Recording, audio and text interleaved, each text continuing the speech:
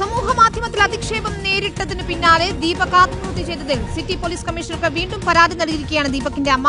പ്രതി ഷിംജിതയ്ക്കെതിരെ കണ്ണൂർ സൈബർ പോലീസിന് പരാതി നൽകി.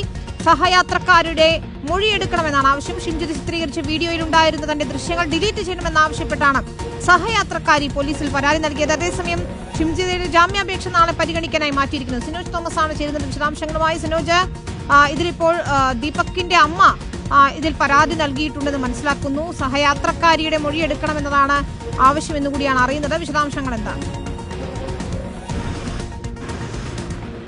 വിനീത, നിർണായകമായ മൊഴി കോഴിക്കോട് മെഡിക്കൽ കോളേജ് പോലീസ് എടുത്തില്ലെന്നാണ് കുടുംബത്തിന്റെ പരാതി. അതായത് കഴിഞ്ഞ മാസം 16-ാം തീയതിയാണ് കണ്ണൂർ പയ്യന്നൂരിലെ ബസ് യാത്രയ്ക്കിടെ ഈ പ്രതിയായ ഷിംജിത ദീപക് ഉൾപ്പെടുന്ന വീഡിയോ ദൃശ്യം ചിത്രീകരിച്ച് അത് ഫേസ്ബുക്കിലും ഇൻസ്റ്റാഗ്രാമിലും ഇടുന്നത്. തൊട്ടടുത്ത ദിവസം 17-ാം തീയതി തന്നെ ആ ദൃശ്യത്തിൽ ഉൾപ്പെട്ട മറ്റൊരു സഹയാത്രക്കാരിയെ കണ്ണൂർ സിറ്റി പോലീസിന് സൈബർ സെല്ലിന് പരാതി നൽകിയിരുന്നു. ആ ദൃശ്യങ്ങൾ